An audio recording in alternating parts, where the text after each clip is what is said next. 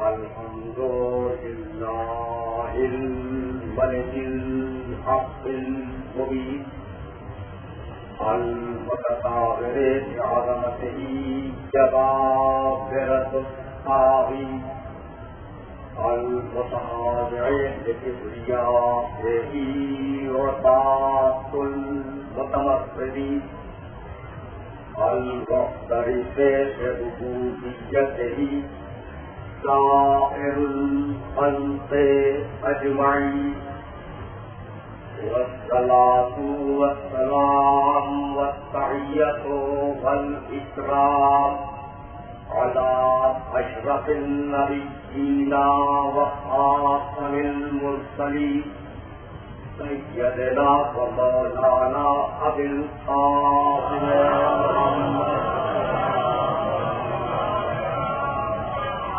وأهل بيته الطيبين الطاهرين المعصومين المظلومين.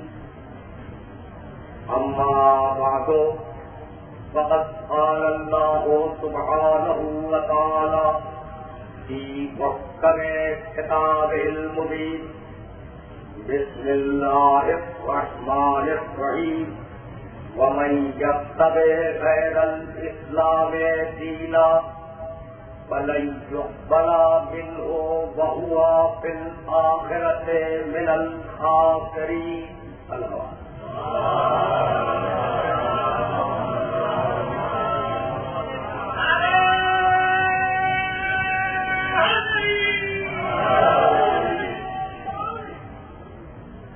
عزیزان محترم، اسلام اور غیر اسلام کے عنوان سے ہم نے جس سلسلہ گفتگو کا آغاز کیا، آج وہ سلسلہ گفتگو اپنے تیسرے مرحلے میں داخل ہو رہا ہے. یہ مسئلہ ہر عہد میں پوری انسانیت کے لیے قابل توجہ رہا ہے کہ دین کو مانا جائے یا نہ مانا جائے.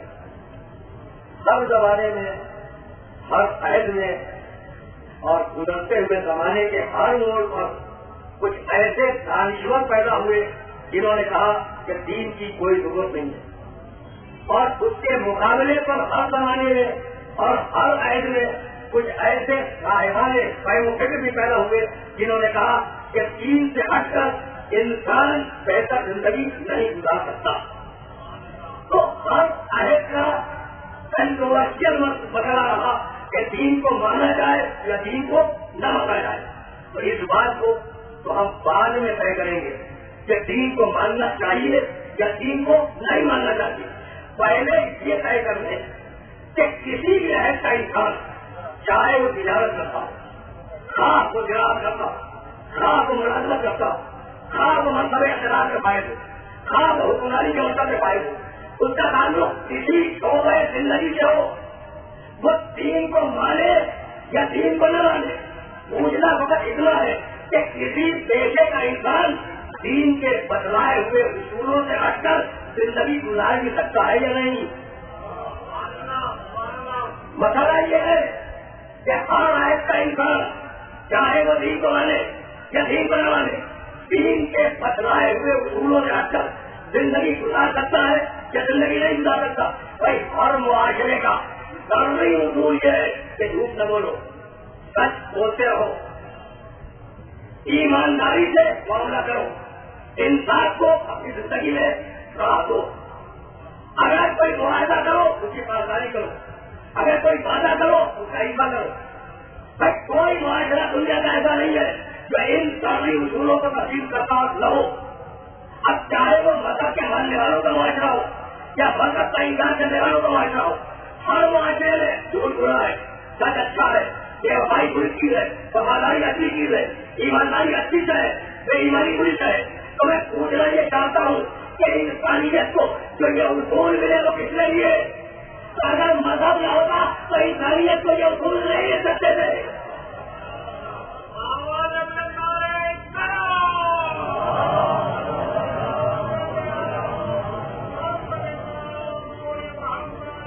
اگر دین نہ ہوتا اگر مذہب نہ ہوتا، اگر عقائد نہ ہوتے تو انسان کو یہ سبھی اصول نہیں مل سکتے تھے. دین وہ واحد ذریعہ ہے جو ہے، دین وہ واحد ذریعہ ہے جو انسان کو بگڑے ہوئے معاشرے کے خلاف صورت مختار ادا کرتا ہے. اور دین وہ واحد ذریعہ ہے. دیکھیے معاشرہ دنیا کی سب سے طاقتور ہے، ماحول دنیا کی سب سے مضبوط ترین ہے، اور دین وہ واحد ذریعہ ہے جو معاشرے اور ماحول کو توڑ دے، جو معاشرے اور ماحول کے مقابلے پر انسان کی انفرادیت کو اجاگر کرے. بھائی دین کا انفلوئنس اور دین کا تاثر فقط ظاہر پہ نہیں ہوتا. بھائی قانون نافذ ہوتا ہے ظاہر پر، قانون کا نکاح ظاہر پہ ہے نا. اگر کسی ملک میں شراب ممنوع ہے تو اس ملک کا قانون نافذ کرنے والا ادارہ شراب کو اسی وقت تک توڑ سکتا ہے جیسے وہ معاشرے میں ہو. لیکن اگر بند کمرے میں شراب پی جا رہی ہے تو قانون اس دروازے کو کھول کے اندر داخل نہیں ہو سکتا. دنیا کی بات کر رہا ہوں، قانون اس بند دروازے کو کھول کر اندر داخل نہیں ہو سکتا. ایک مثال دیتا ہوا جاؤں کہ دین کا اثر اور دین کا انفلوئنس کہاں تک ہے سب جانتے ہیں. اور پورے عالم اسلام کا مستقبل بن رہا ہے کہ حالت نجاست میں مسجد میں داخل ہو رہا ہے. درست نہیں ہے. مسجد میں دھیان کر لینا نجاست کی حالت میں درست نہیں ہے. تو نجاست کی حالت میں جانا درست نہیں ہے نا. اب کیا مسجدوں کے دروازوں پر کوئی سیکورٹی بیٹھی ہوئی ہے تو آپ سوال کریں کیا آپ ندی ہے یا نہیں؟ نگرانی ہو رہی ہے تو آپ سے سوال کریں کہ آپ پاس جا رہے ہیں یا نہیں جا رہے ہیں. تو انسان خود محسوس کرتا ہے کہ بھائی اگر مسجد میں جاؤ تو پاکی کی جانے میں جاؤ تو دنیا کے سارے قانون ظاہر بن جائے، دنیا کے سارے قانون ظاہر بن جائے. اور پھر وہ جو اندر کے زمین کے دروازوں کو کھولے اور زمین کے آخری حالوں کو کر کرے. اگر یہ بات مانے ہوئی منزل تمہید میں آپ کا زیادہ وقت لینا درکار نہیں، لیکن اگر یہ بات مانے ہوئی تو ان دونوں کو اپنے ذہنوں میں محسوس کرتے چلے جائیں. بھائی معاشرہ دنیا کی سب سے طاقتور ہے، ماحول دنیا کی سب سے طاقتور ہے. انسان ماحول سے اثر بھی لیتا ہے، انسان ماحول سے حوصلہ بھی لیتا ہے. ایسے انسان کی بات کر رہا ہوں، اثر لیا ماحول سے، خوف پریشر آیا ماحول سے. تو میں پوچھنا کہ کیا رہا ہوں کہ بھائی کوئی انسان ایسا ہے دنیا کا جو یہ کہے کہ ماحول ایک طرف اور ہم ایک طرف نہیں. ماحول کا اتنا اثر ہے کہ جس ماحول میں پیدا ہوئے اس ماحول کی سوال ہماری دبا لے. لیکن میں بہت صحیح ہونے کو کر رہا ہوں، جس ماحول میں بھی ہمارے بننے والے پیدا ہوئے، ہم پیدا ہوئے، اس ماحول کی زبان ہماری زبان ہے یا نہیں؟ اور آپ کے مذہب کی زبان کیا ہے؟ اور ہماری والی زبان کچھ بھی ہو، ہماری بھی تو نہیں ہے. تو اتنی بات طے ہو گئی کہ ہم اور رہے اور ہمارا مذہب اور ہے. اتنی بات طے ہو گئی کہ ہم اور رہے اور ہمارا مذہب اور ہے. تو بھائی اس بات کو یاد رکھے کہ انسان کو جو ماحول میں جنگ ہو جائے اور مسلمان کو جو ماحول سے ٹکرا کے مل رہا ہے، انسان کو جو ماحول میں جنگ ہو جائے اور مسلمان کو جو ماحول سے ٹکرا کے مل رہا ہے، تو یہی سبب ہے کہ جب علی ابن ابی طالب علیہ السلام سے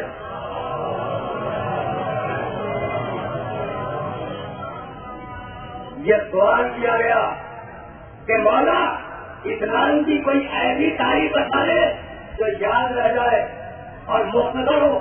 ادھر پوچھنے والے کا سوال ختم ہوا اور ادھر علی کی زبان سے جملہ نکلا بھائی اسلام کی ڈیفینیشن آ رہی ہے، اسلام کی تاریخ آ رہی ہے، مختصر ہو یاد رہ جائے اور اتنی مکمل ہو کہ ہر شے آ جائے. پھر کیا ارشاد فرمایا؟ الاسلام عقیدۃ الجہاد. بھائی اسلام تنہا عقیدے کا نام نہیں ہے، اسلام عقیدے کا بھی نام ہے، جہاد کا بھی نام ہے. ذرا تھا وقت لے رہا ہوں کہ سننے والوں کا الاسلام عقیدۃ الجہاد. اسلام تنہا عقیدہ نہیں ہے، اسلام تنہا حقائق کو مان لینا نہیں ہے، اسلام تنہا اصول دین کو قبول کر لینا نہیں ہے، اسلام عقیدہ بھی ہے اور جہاد بھی ہے. بھائی کیا کہا امیر المومنین نے؟ اسلام کو اگر قبول کرو تو فقط عقیدہ سمجھ کے قبول نہ کرو، مجاہد بن کے قبول کرو. یعنی امیر المومنین یہ بتلانا چاہ رہے تھے تمہیں مسلمان رہنا ہے تو مجاہد بن کے رہنا ہے. مجاہد کے معنی فقط تلوار سے جنگ کرنے والا نہیں, مجاہد کے معنی ہر بری شے کے مقابلے پر قیام کرنے والا. مجاہد کے معنی ہر بری شے کے مقابلے پر قیام کرنے والا. تو امیر المومنین یہ چاہ رہے تھے کہ مسلمان جب دنیا میں آئے تو مجاہد بن جائے. اگر کافر تلوار لے کے آ جائے تو تلوار سے مقابلہ کر کے لڑنا جہاد ہے. اور اگر ماحول رکھنے لے کے آ جائے تو ماحول کے خلاف کھڑے ہو جانا جہاد ہے. اگر ماحول رکھنے لے کے آئے تو ماحول کے خلاف کھڑے ہو جانا جہاد ہے. یعنی اپنی پوری زندگی پر جہاد کو جاری کرو, اپنی پوری زندگی پر جہاد کو مسلط کرو. اور جہاد کے معنی یہ نہیں کہ فقط تلوار کہہ دی, بلکہ جہاد کے معنی یہ ہے کہ بڑا پون اسلم وجہہ للہ, اپنی پوری زندگی کو اللہ کے سپرد کر دو. بڑے منزل تاریخ کو بہت آسانی کے ساتھ کر دیا تاکہ ان منازل میں اپنے سننے والوں کو لے جاؤ. ان منازل میں آج جب تک لے جانا تھا بھائی بڑا پون اسلم وجہہ للہ وہو محسن فلہ اجرہ عند ربہ ولا خوف علیہم ولا هم يحزنون. دیکھو قیامت کے دن خوف و حزن سے وہ آزاد ہوگا جو اپنی پوری زندگی کو اللہ کے سپرد کر دے. اس کی زندگی, اس کی موت, اس کا اٹھنا, اس کا بیٹھنا, اس کا دنیاوی زندگی میں اپنے دنیاوی اعمال کو انجام دینا, یہ سب کچھ اللہ کے لیے ہو. اور دیکھو اللہ عقائد پر جم جانا کافی نہیں ہے. بہوا مومن جب تک کہ اس کے اعمال سے نیکیاں شادی نہ ہو. بھائی یہ زندگی کو پروردگار عالم کے سپرد کر دینا, زندگی کو پروردگار عالم کے سپرد کر دینا, یہ تنہا دنیا کا مسئلہ نہیں ہے. جس کے سرے قیامت سے ملے ہوئے. اب میں آپ کی خدمت میں ایک حوالہ پیش کرنا چاہ رہا ہوں تاکہ یہ واضح ہو جائے کہ اپنے آپ کو, اپنی زندگی کو, اپنے کاروبار کو, اپنے سارے مسائل کو اللہ سے سپرد کرنا یہ دنیا کا مسئلہ نہیں اکیلا, آخرت تک اسی مسئلے کے ساتھ جانا ہے. کوئی آیا امام جعفر صادق علیہ السلام کی خدمت میں,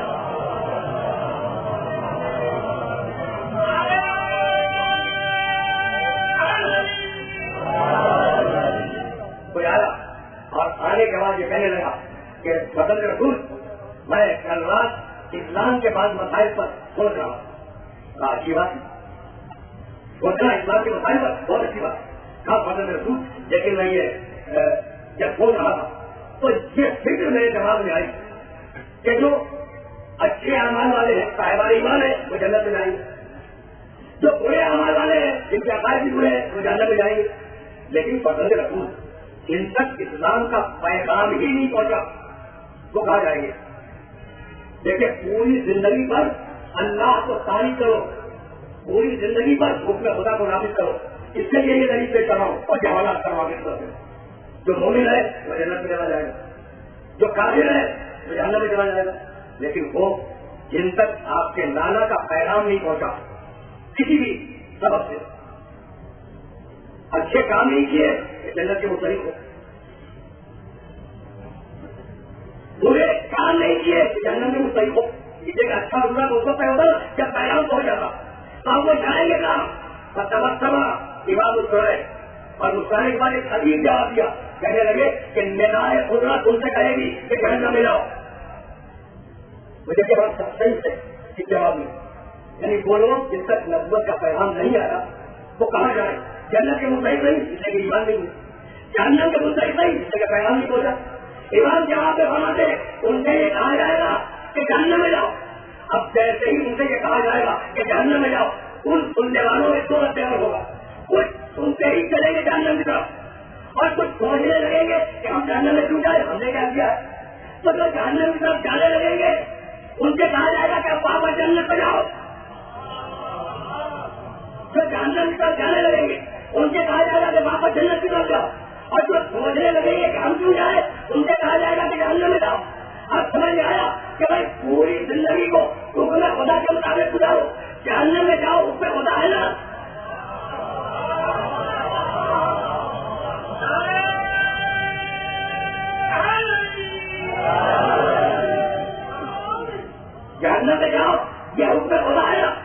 حکم خدا کی اطاعت کر کے جہنم کی طرف چلے وہ مسلم، اور جو کھڑا ہو کر سوچنے لگے کہا جائے کہ میں کیوں جاؤں، وہ غیر مسلم، چاہے حکم خدا میں چکر ہے چاہے حکم رسول میں چکر ہے۔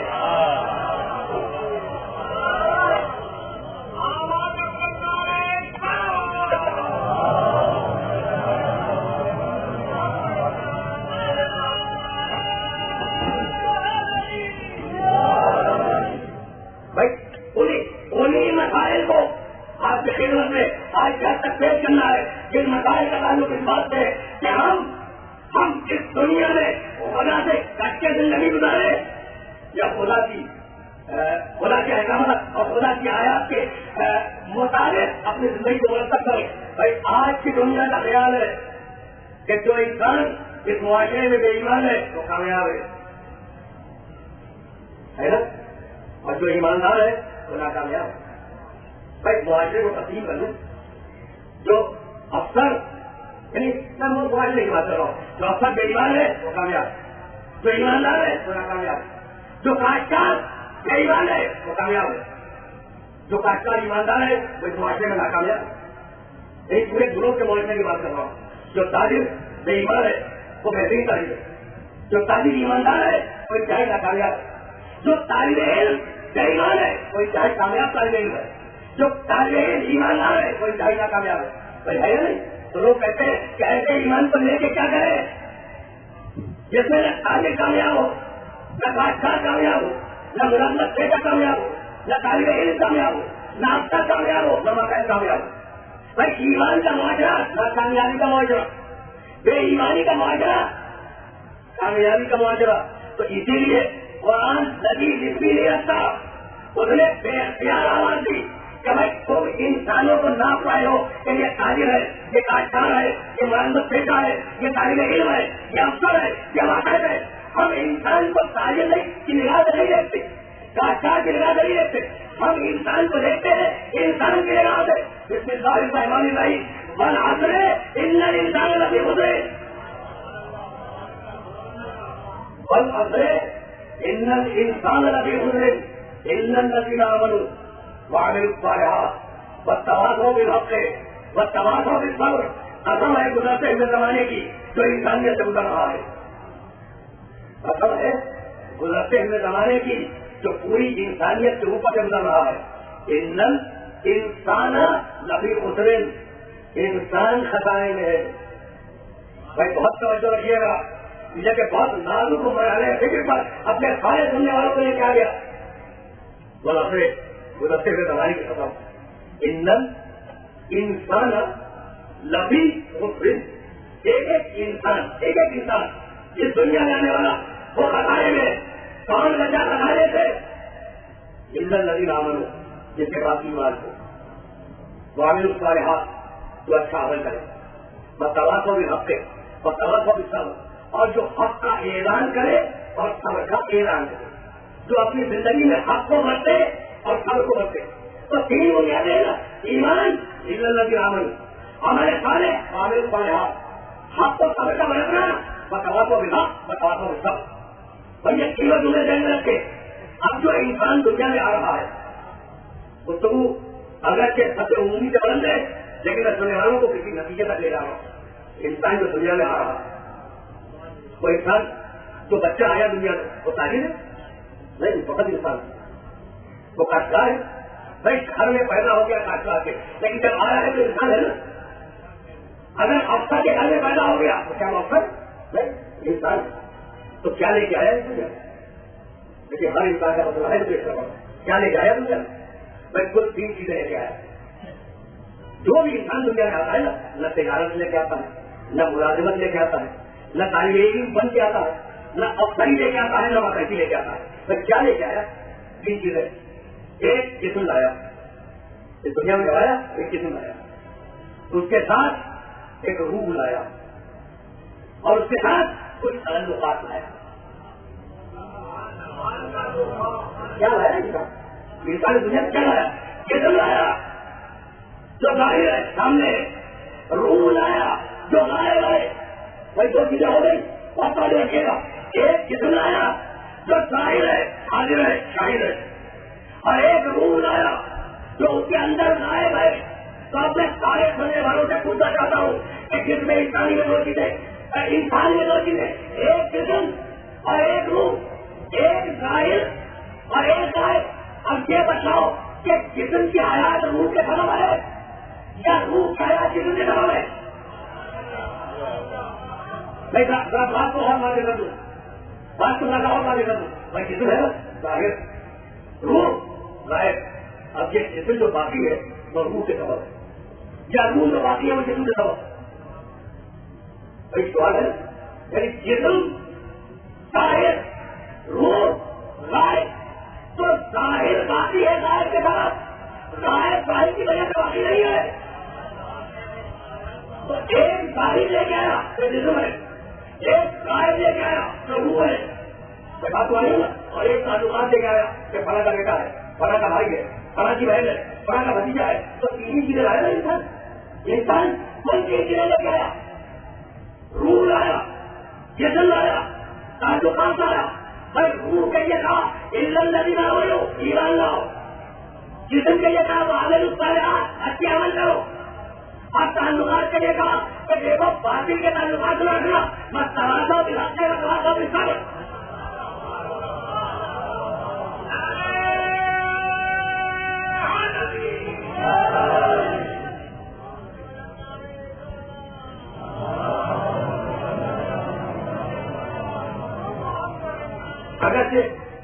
اگرچہ یہ مرحلہ فکر تقریر تھا, لیکن یہ میرے موضوع کی مجبوری تھی کہ میں اپنے سارے سننے والوں کو اس مرحلے تک لے کے آؤں. یہ میرے موضوع کی مجبوری تھی. انسان کے پاس جسم ہے, انسان کے پاس روح ہے, انسان کے پاس تعلقات ہے. فقط 3 چیزیں لے کے آیا ہے. تو اگر روح لایا کہاں ایمان لاؤ, اگر جسم لایا کہاں عمل کرو, اگر تعلقات لایا کہاں دیکھو تمہارا باپ صحیح, تمہارا بھائی صحیح, تمہارا رشتے دار صحیح. اگر آپ کی منزل ہے تو رشتہ رکھنا, اور اگر آپ سے ہٹ جائے تو رشتہ نہ رہنا.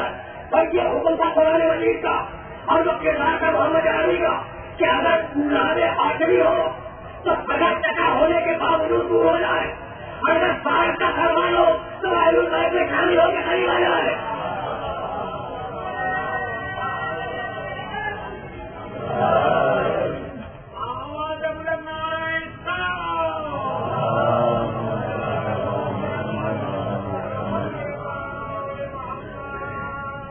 اگر بنی ہاشم کے خاندان سے تعلق رکھنے والا ابو لہب ہو تو انہیں رشتہ کیوں نہ رکھے, دور ہو جائے. دبت کے بعد بھی راضی ہوتا. اور اگر روم کا رہنے والا سہیب ہو, حبش کا رہنے والا بلال ہو, فارس کا رہنے والا سلمان ہو, اگر ایمان ہو ہمارے سارے کے آخری منزلوں پہ ہے تو محمد کبیر جو ہے. بس عجیب لگا فکر ہے کہ گروہ کا بھائی کوئی آپ بیٹھے رہ جائے. یہ اسلام, یہ ہے اسلام. ان کو دبائے گھوڑے آپ بیٹھے رہ جائیں اور ایک کالے کو بنا کے کہا جائے کہ جاؤ تم دستہ اعلان پر, اور جانے کے بعد سماج مسئلہ مسلمانوں کو نماز کے لیے بناؤ. اب اسلام سمجھ رہا کالا بلائے بولا جائے. اب کتنے شریف آپ سے اتروانے کے, کتنے معقول اور سنجیدہ لوگ سے اتروانے کے کہ کسی نے پیغمبر اکرم سے یہی کہا کہ یا رسول اللہ کہ آپ نے کیا کیا, کسی نے نہیں کہا.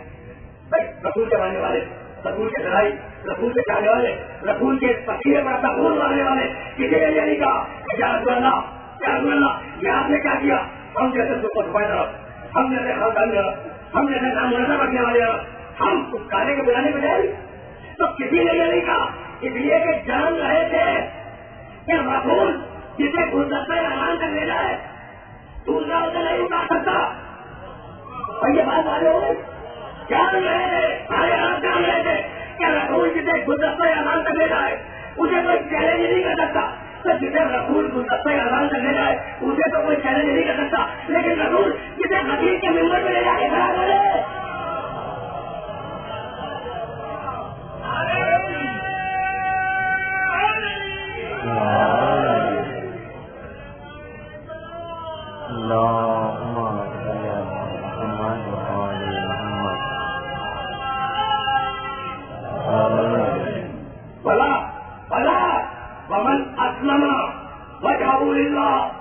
وهو محسن فله اجره عند ربه ولا خوف عليهم ولا هم يحزنون.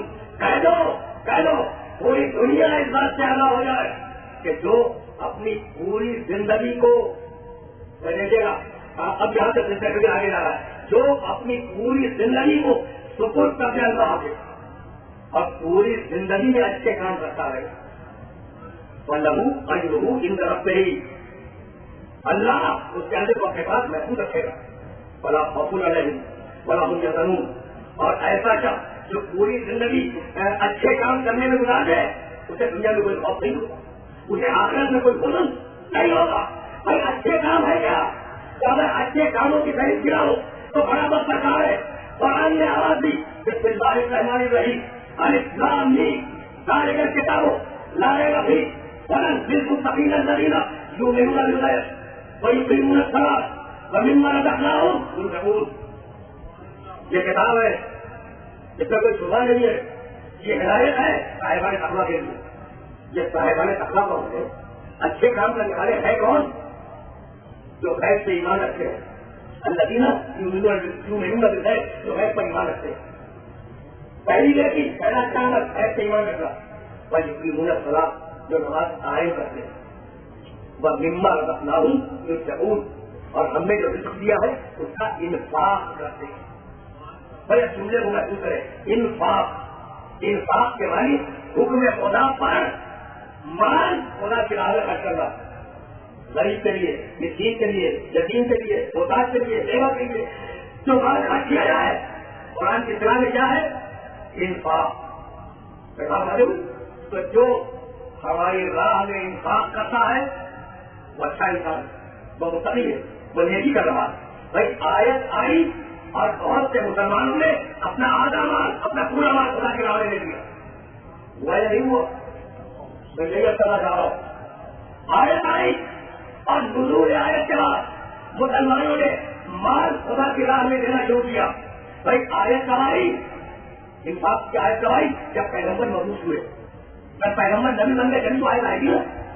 تو پیغمبر کے اعلان نبوت کے بعد آیت آئی خدا کی راہ میں مال کا انفاق کرو. ہم لوگوں نے انفاق شروع کیا. لیکن ایک شخصیت وہی ہے کہ ابھی آیت کا آنا تو بہت دور کی بات ہے. ابھی محمد کو نبوت نہیں ملی. یہی لے کے آنا تھا مجھے اپنے سننے والوں کو. ابھی رسول کو نبوت نہیں ملی اور ایک مرتبہ رسول پریشانی کے عالم میں اپنے گھر میں داخل ہو رہے ہیں. خانیہ کی نگاہ پڑی کہہ رہے محمد پر پوجا کیا محمد یہ تمہاری پریشانی کا سبب کیا ہے؟ ابھی رسول کو نبوت نہیں ملی. پوجا یا محمد تمہاری پریشانی کا سبب کیا ہے؟ کہا خدیجہ شہر میں تہے کرے لوگ بھوکے مر رہے ہیں, لوگ ایک وقت کے کھانے کے لیے اپنی اولاد کو قربان کر رہے ہیں اور میں مکے والوں کو بھوکا مکے نہیں دے سکتا. کہا بس اتنی سی بات سے پریشان ہوں. کہا آنگن میں ایک طرف علیہ رہ گئی, دوسری طرف پیغمبر رہ گئے اور ساری سیرت کی کتابیں اس بات پر مستقل ہے کہ ایک مرتبہ خدیجہ نے اپنے قریبوں کو حکم دیا کہ مال کا ڈھیر لگا آنگن میں. اتنا بڑا ڈھیر لگا, اتنا بڑا کہ ایک طرف پیغمبر ہے, دوسری طرف خدیجہ کبریٰ ہے, درمیان میں مال کا ڈھیر لگ رہا ہے. اتنا بڑا ڈھیر لگا کہ دونوں ایک دوسرے سے چھپ گئے. اتنا بڑا ڈھیر. جب ڈھیر مکمل ہو گیا تو کہا محمد اس سے پریشانی کی بات کیا ہے؟ جاؤ اور اس مال کو خدا کی راہ میں خرچ کر دو. جاؤ اور اس مال کو خدا کی راہ میں خرچ کر دو. بھائی جو آیت کے اترنے کے بعد خرچ کرے وہ مسلمان اور جو نزول آیت سے پہلے خرچ کرے وہ خدیجہ.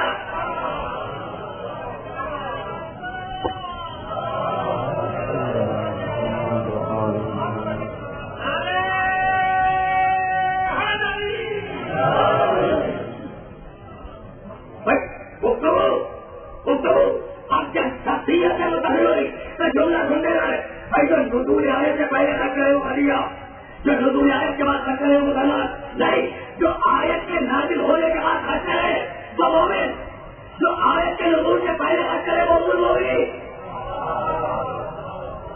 بھائی کچھ بات تو آگے ہو رہی ہے. تو اب ایک کردار سامنے آیا, جس کے ساتھ نے یہ بتایا کہ بھائی انفاق فی سبیل اللہ لولو یا ایسا پابند نہیں ہے.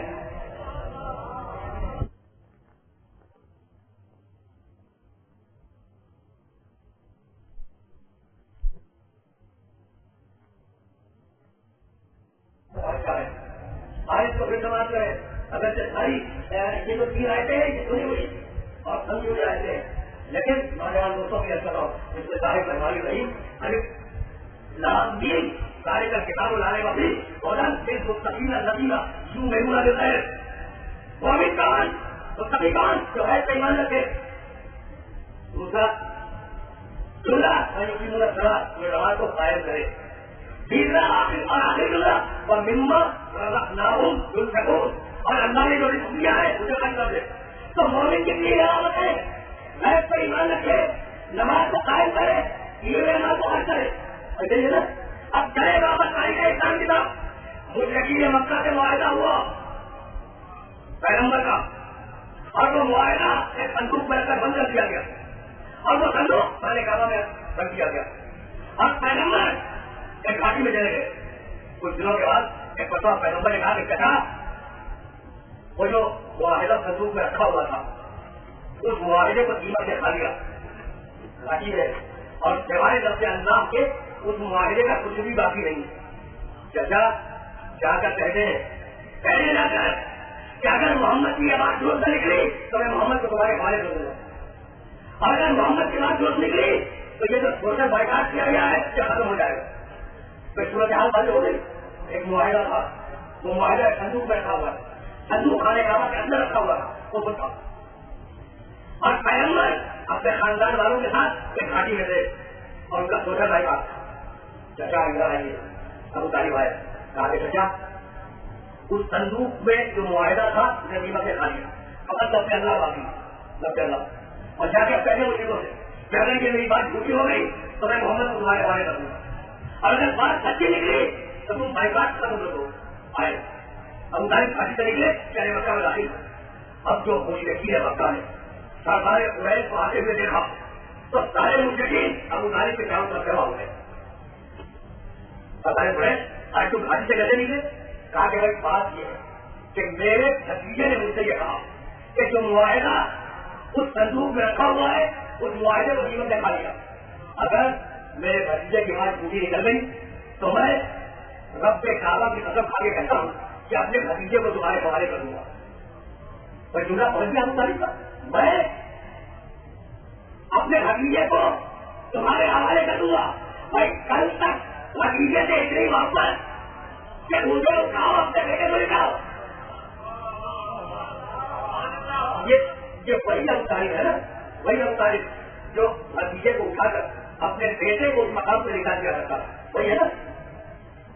کتنی حفاظت کی جان کی محمد کتنی حفاظت کی. اور آج کہہ رہے ہیں کہ اگر معاہدہ قیمت سے نہیں کھایا اور میرے بھتیجے کی بات چھوٹی ہے تو میں محمد کو تمہارے حوالے کر دوں گا. یہ ہم تاریخ بدل کرتے ہیں تب تک حفاظت کر رہے تھے آج حوالے کرنے کے لیے تیار ہے. تو ابو طالب سے تم نے رواج سمجھ آیا کہ بھائی کل تک جو میں حفاظت کر رہا تھا تو حفاظت بھتیجے کے لیے وہ حفاظت کی نبوت.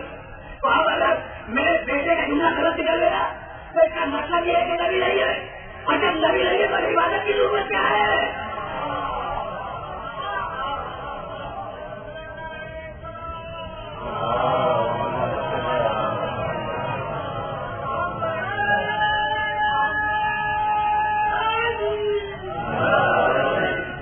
بھائی بہت توجہ ہے اس لیے کہ اس مندر پہ نہیں آیا جس مندر پر لانا چاہ رہا تھا. سارے والے ایمان کی ٹیم کراتے غیب پہ ایمان لاتے ہو نماز قائم کرتے ہو اور اللہ نے جو مال دیا ہے اسے خدا کی راہ میں خرچ کرتے ہو. سارے کعبہ میں وہ صندوق ہے اور اس صندوق کے اندر وہ معاہدہ ہے اور ابو طالب نے اپنی ہاتھ سے دیکھا نہیں ہے فقط محمد کے کہنے پہ ایمان لائے تو یہ ایمان جو ہے بھائی نہیں.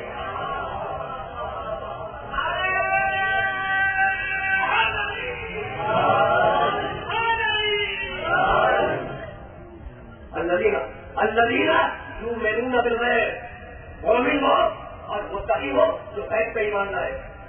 غیب پہ ایمان لے رہا فقط دو جملے کرنے اور جس نے پھر کو تمیز نہیں رکھا زمانہ آگے بڑھا پیغمبر نے اپنی نبوت کا اعلان کیا. شہر مکہ ایک حاجی سے گزر رہے ہیں, دیکھا کہ رسول نماز میں مشہور ہے, علی ان کے پیچھے نماز پڑھ رہے ہیں. یا جعفر یا عقیل ان دو سے کوئی ابو طالب کے ساتھ کھڑے ہو گئے. رسول نماز پڑھ رہے ہیں, علی ان کے پیچھے نماز میں مشہور, جعفر یا عقیل ابو طالب ان میں سے کوئی ہے ابو طالب کے ساتھ کھڑے ہو گئے.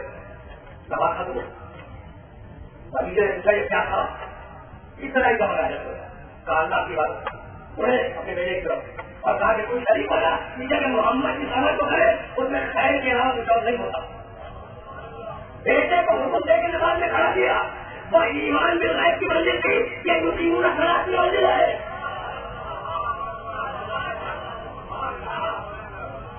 وہ ایمان بالغیب کی منزل تھی, یہ یقین صلاح کی منزل تھی.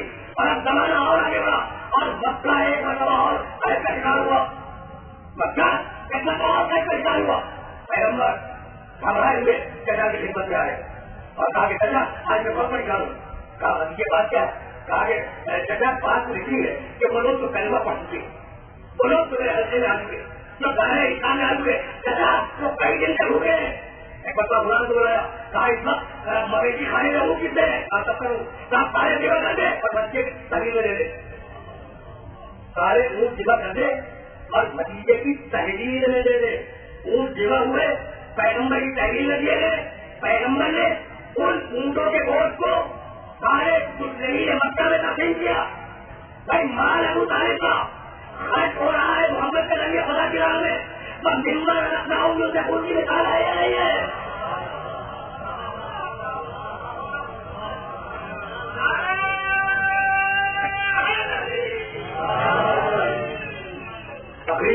تقریر آخری مرحلوں میں داخل ہوئی. زیادہ زیادہ سماج نہیں ہے. وہ کردار خدیجہ کا, یہ کردار ابو طالب کا. اب خدیجہ اور ابو طالب سے مل کر جو نظر آگے بڑھے گی اس کا بھی کوئی کردار ہوگا نا. خدیجہ اور ابو طالب سے مل کے جو نظر آگے بڑھے گی اس نظر کا بھی کوئی کردار ہوگا. بھائی تاریخ سے لکھا کہ رسول نے ایک نیا جوڑا دے کر اپنی بیٹی کو رخصت کیا. ایک نیا جوڑا, فقط ایک جوڑا. اور جب شادی کے دوسرے دن رسول اپنی بیٹی سے ملنے گئی, اس کے گھر میں داخل ہوئے تو بیٹی کے جسم پر پرانا جوڑا دیکھا. کہا بیٹی میں نے تو تجھے ایک نیا لباس دیا تھا. بیٹی میں نے تو تجھے ایک نیا لباس دیا تھا, یہ تیرے جسم سے پرانا لباس چلنے لگ رہا ہے. تو کہا کہ بابا جیسے ہی میں رخصت ہو کر علی کے گھر آئی ایک مانگنے والی آ گئی, ایک مانگنے والی آ گئی. کہا پرانا لباس دے دیا ہوتا. کہا کہ بابا میں نے یہ پسند نہیں کیا کہ خدا کی راہ میں جو لباس ہو وہ پرانا ہو. ابھی تمام ہو گئی, ابھی تمام ہو گئی. لیکن اس منزل پر سننے والوں کو روکنا چاہوں گا, اس منزل پر روکنا چاہوں گا سننے والوں کو, تاکہ کردار خدیجہ میں اور کردار فاطمہ کلا میں فرق نہ کیا جائے. بھائی دیکھیے ایک وہ درجہ جہاں انسان انفاق کرے اپنی مرضی سے. کل میں عرض کر رہا تھا کہ جب ساری دنیا کی مارے, ساری دنیا کی مارے اولاد پر سب کچھ قربان کر دے تو وہ عام انسانوں کی ماں کہہ رہا ہے. اور جو ماں خدا کے لیے مامتا کو قربان کر دے وہ حسین کی ماں کہہ رہا ہے. میں نے پوری تفصیل کی جدا کیا کہ جو مامتا کو اپنی مامتا دنیا کی سب سے مضبوط ہے, تو اپنی مامتا کو قربان کر دے خدا کے لیے وہ حسین کی ماں کہہ رہا ہے. تو اب خدا آج کیا دے, میں سمجھو اب خدا آج کیا دے. تو پھر واپس چلے پورے رہ کی بات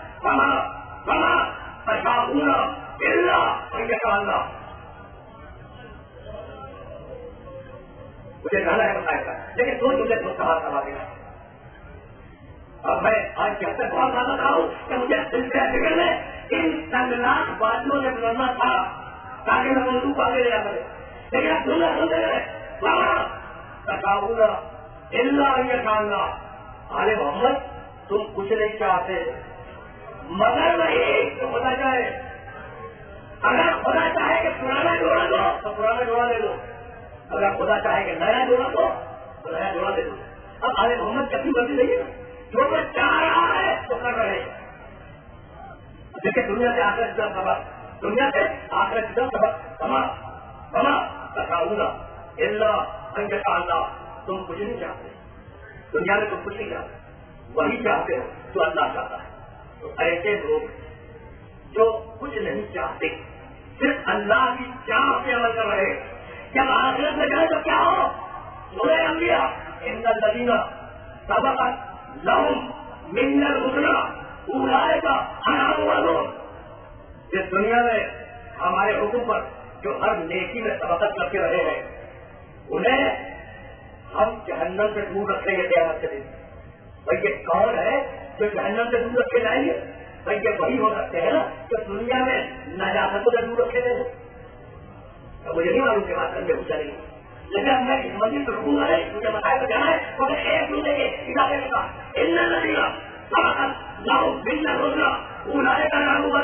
جنہوں نے دنیا میں نہیں کیا تھی ہم انہیں جہنم سے دور رکھیں گے. لاج جہنم فلو اکبر انہیں جہنم کا خوف کرا نہیں سکے گا. ایسے لوگ ہیں کہ انہیں جہنم کا خوف کرا نہیں سکے گا. بلا یسمعون حقیقہ اور جہنم کی آواز ان کے کانوں تک نہیں آئے گی. واللہم فی مشتہت انفسہم خالدون. اور قیامت میں وہ آنے والے جب آئیں گے تو جو چاہیں گے میں کروں گا. کوئی تقریر تمام ہو گئی. یہ آنے والے جو پوری زندگی ریڈی کرتے رہے، جو پوری زندگی نجاستوں سے دور رہے، جو پوری زندگی تقریر کے سائے میں رہے، جب قیامت میں آئیں گے تو ہم وہی کریں گے جو وہ چاہیں گے. بلکہ کس بات کی جگہ ہے تو جگہ اس بات کی تھی کہ آل محمد دنیا میں تم نے وہ کیا جو ہم نے کہا تھا، تو اب آخر سے ہم وہ کریں گے کہ تم کیا ہوگے.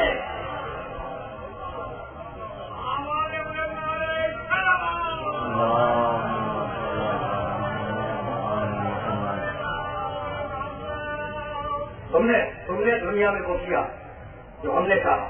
ہم نے چاہا کہ تم دین کو بچاؤ، تم نے بہت احتیاط. ہم نے چاہا کہ تم ہماری راہ میں اپنا گھر لے لو، تم نے اپنا گھر لے لیا.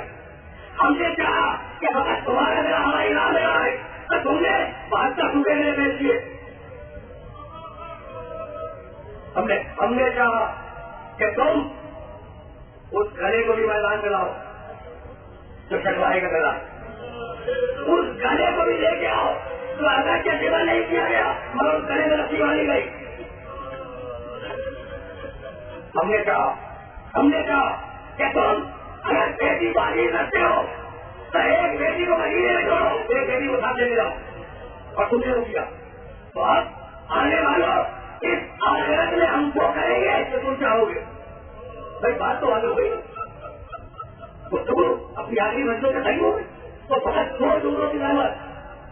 بھائی حسین انجاری کو بیٹی عزیز تھی، حسین انجاری کو بیٹیاں بہت عزیز تھی.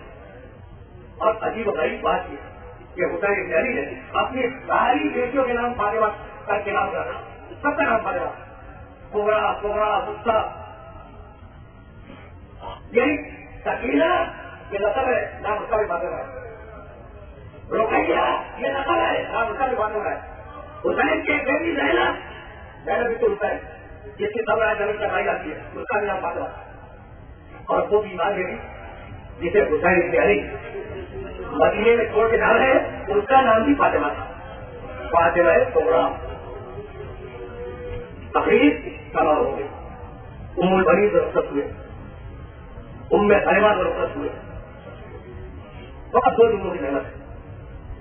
خدا انجاری گھر کے دروازے سے باہر نکل،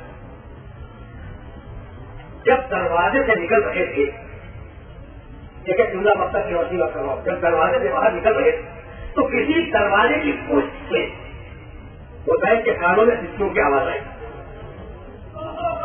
دروازے کا پٹ ہٹایا، دیکھا دیوار کے بیچ پردہ پکڑے کھڑی ہے.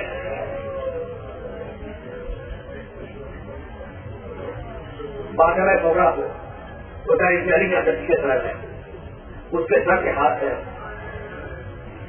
رخصت ہوئے، گھر سے باہر نکلے، سواری میں سوار ہوئے، اپنا آگے بڑھا. ارے باب مقاصد ہے اس جانے والے قافلے کی شان ایسی ہے کہ آگے آگے ایک گھوڑے پر اتاری گاڑی سوار ہے. اتاری گاڑی کے دائیں اور بائیں اتاری کو چاہنے والے تھے. ان کے پیچھے اتاری آسان کی سواریاں تھیں. ان کے پیچھے اہل حرم کے ناطے تھے. اہل حرم کے ناطوں کے دائیں اور بائیں کیا آنے بڑی حاجم ننگی تلواریں لیے ہوئے چل رہے تھے. اہل حرم کے ناطوں کی پشت پر سامان سفر کے ناطے تھے اور ان ناطوں کی پشت پر ابو الفضل عباس ایک گھوڑے پہ سوار سر کو جھکائے ہوئے ہاتھ اپنے شمشیر پر آہستہ آہستہ چل رہے. یہ بھی ترتیب جب مدینے کی کیسے سے قافلہ نکلا ہے تو ترتیب آگے آگے ہوتا ہے گاڑی. ان کے پیچھے اصحاب ان کے پیچھے اہل حرم کے ناطے. اہل حرم کے ناطوں کے دونوں طرف جہاں آنے والی حاجی ننگی تلواریں لیے ہوئے. ان کے ناطوں کے پیچھے سوارے سفر کے ناطے اور ان کے پیچھے ابو الفضل عباس. ایک مرتبہ ابو الفضل عباس نے پیچھے مڑ کر کچھ دیکھا. دیکھنے کے بعد گھوڑے کو یہ لگائے گھوڑے کو یہ لگائی سامان کے ناطوں سے آگے بڑھے. اہل حرم کے ناطوں سے آگے بڑھے. اصحاب کے ناطوں سے آگے بڑھے. تو ظاہر کے گھوڑے کے قریب پہنچے اور کیا تو گھوڑے سے نہیں گیا. نے دیکھا کہ ابو الفضل کی استعمال کیا لگ رہا ہے اور روکے نہیں ہے اپنے ہاتھ کو دیا دیا ہے تو گھوڑے سے نہیں جائے. اور کہا کہ عباس یہ شدت کے ساتھ آنے کا سبب کیا ہے؟ کام والا پر ایک ادائی دے جائے کیا آگے کو تھوڑی دیر کے لیے اٹھا دیجیے. آگے کو تھوڑی دیر کے لیے اٹھا دیجیے.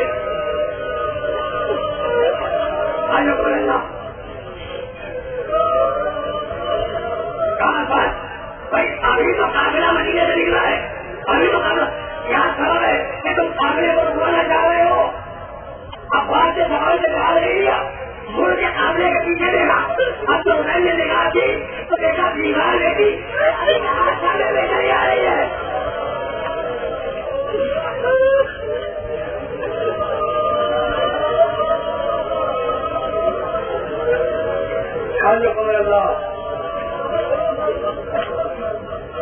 بیمار بیٹی دادی کا ہاتھ تھامے چلی آ رہی ہے اور یہ کیسی ہوئی آ رہی ہے.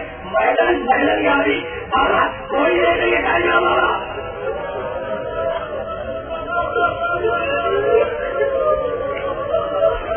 بابا کوئی نہیں ہے بابا. خدائی نے آواز دی. خدائی نے آواز دی ہماری ناپوں سے اتار دی گئے. پورا قافلہ رکا. ہماری ناپوں سے اتاری گئی. بیٹی خدائی کے قریب آئی. دکھ کے سلام کیا اور کہا کہ بابا میں اس لیے نہیں آئی کہ میں آپ سے اطلاع کروں کہ آپ مجھے بھی ساتھ دے کریں. بابا میں اس لیے نہیں آئی. بابا میں تو پتہ اس لیے آئی ہوں کہ اپنے چھوٹے بھائی دیکھنے لگا دیکھ لو.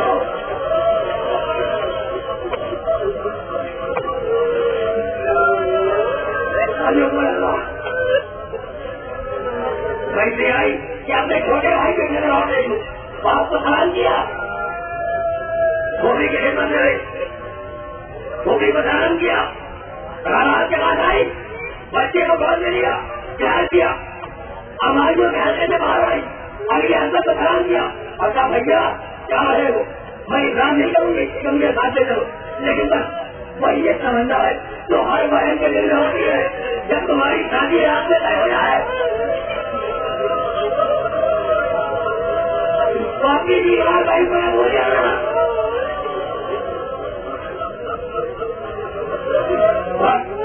تقریر تمام ہو گئی. تقریر تمام ہو گئی.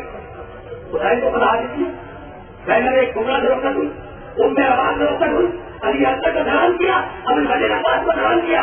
علی حضرت کا دعا اور بابا خدا آگے تمہیں قافلہ تیار ہوا. قافلہ چلا.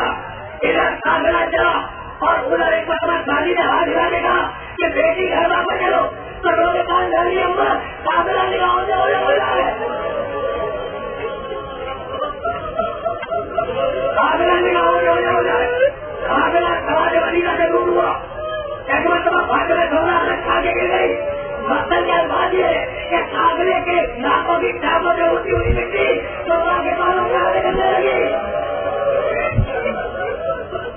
نے سلمہ نے ہوش دلایا، کہا بیٹی گھر واپس چلو.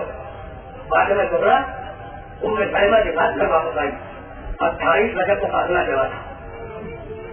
اور حسین بن علی نے تسلی میں یہ جملہ کہا تھا چلتے وقت کہ بیٹی میں سمجھنا جیسے ہی حالات درست ہوئے میں تجھے کیسا قاضی دے دوں گا اور تجھے بلوا لوں گا. مت سمجھنا بیٹی رجب میں کیسا قاضی. اب اس بیمار بیٹی کا روزانہ یہ دستور تھا کہ طلوع آفتاب کے بعد دروازے کے پیچھے آگے کھڑی ہو جاتی تھی کہ شاید میرے پیدا سے قاضی آ رہا ہو.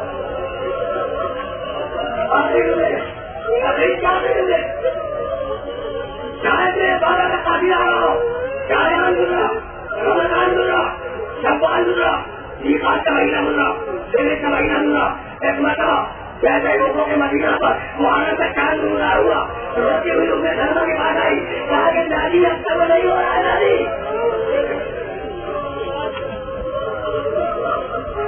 رسول اللہ آخری جملہ تقریر کا دادی اب تب نہیں ہوتا دادی.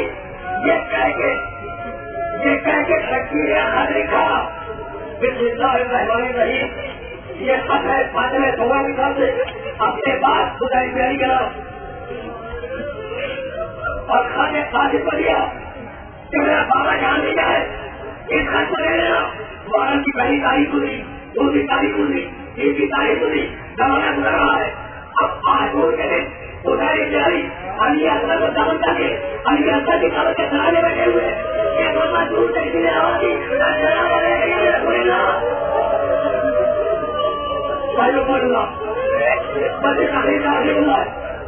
السلام علیکم یا باپ اللہ. خدائی نے جواب سلام دیا. اچھا بھائی تو کون ہے کہ مجھے سلام کے لائق سمجھتا ہے؟ اس نے بھائی نے خدا کے کہا انا بڑی تو سونا ارے میں سونا لگن لے کے آیا ہوں.